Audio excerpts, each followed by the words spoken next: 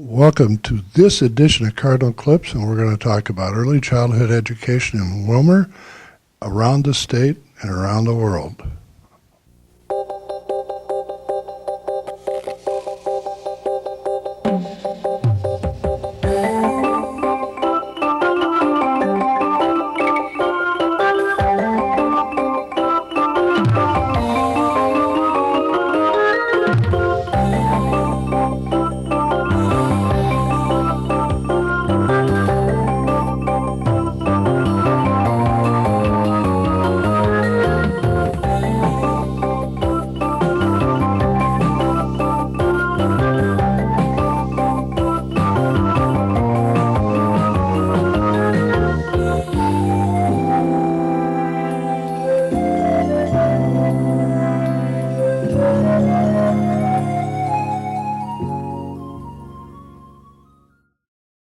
Our first guest today is Jodi Wambeke, who is a coordinator of early childhood programs within the Willmar Public Schools Community Ed and Rec. Jodi, welcome. Thanks, Jerry. It's great to be here. So what's going on in early childhood, family ed, and different programs that are under your purview? You know, ECFE, our Early Childhood Family Ed programming, we have multiple things that we do, Jerry, within the district. We have a lot of on-site classes here at Jefferson, which are typically our parent-child classes where parents and kids come together. And then the parents do separate into parenting education. The children stay with the child's room teacher. We have off-site programming as well. We do a lot of stuff over at the library with the children's librarian. We have our baby lap sit and are bringing stories to life. And then there's also the Play Spot literacy environment over there. That is a great addition to the library. We have a early childhood provider that goes out to the WIC clinics and visits with families while they're out getting their WIC checks. We have our parent educator. She goes to the jail and works with incarcerated, primarily fathers, sometimes mothers, on parenting education there. We work very closely with public health, too, to offer our Incredible Years classes, which is a parenting education class. And it's really for parents who are really struggling with some of the behaviors that children may have. And then we have our preschool programs that we have here at Jefferson, which is our Kids Together program, our Creative Kids program. And then we have Cardinal Kids, which is over at Kennedy, and that's an all-day, everyday program.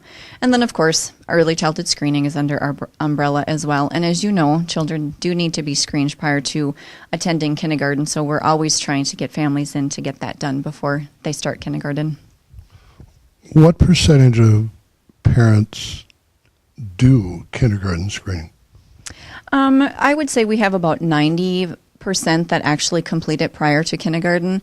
The 10% that don't are either families that have moved in over the summer, families that maybe we have not found on the census. We don't know that they are living in Willmar, or they just have not been able to make screening appointments. But we really want to encourage families to do that because it is something that is very important for them to have done prior to kindergarten. In general, what are a couple of things that the screening does? The screening is truly just a screener, and the purpose of it is just to see if there's any delays a child may have so we can get them interventions prior to them starting kindergarten, because the earlier we get them, they won't need that help later on. So some of the things that we do at screening, we do height and weight, we check their eyes, their hearing, and then do some cognitive tests, some fine motor things. It's a very quick, simple 1 hour thing that we really want parents to get done before their kids get to kindergarten. Do the kids like doing it? Oh, they love it because they come through, and when they're done, they get this fun little backpack that the Empower group from United Way sponsors, and it's a backpack full of goodies, and the kids love it when they leave with that. It says little future graduate on it. So it's very painless. They go in, they meet with a teacher and a nurse, spend about an hour, and then they're out the door. One of the things you mentioned quite a bit is parent education. Do you find that young parents need more education, or is it just kind of a historical context that over time the decision was made that parent ed was really important? As you know, little ones don't come with instruction books when they're born. You don't leave the hospital with a manual on how to raise them. And so parenting education traditionally is just there as a support, because truly a parent is a child's first and foremost teacher. And we want to do what we can do to support the parents in that role, because it's not easy being a parent. And it could be simple things such as potty training or discipline, or it could be a lot more intensive things. Kids just who have significant behavior issues or whatever. So parenting education is really a support for parents so that they can be the best that they can be, so that their children are ready when they get to kindergarten to learn, because parenting is a lifelong thing that you don't turn it off and on. Jodi, it sounds to me like the parenting classes are really offered as a way for young parents to even be better parents. Mm-hmm. It truly is a support for the parents. However we can support them, provide them with information that they may need, offer ideas and suggestions on how to work through some of the issues that they may have. How long has Minnesota had that program in place? ECFE has been around since the 1980s, and I believe that we are one of 5 states across the country that has something specifically like ECFE. A lot of states offer early childhood programming, but not with the parenting ed component to it. Have you talked to parents about what their concept of it is?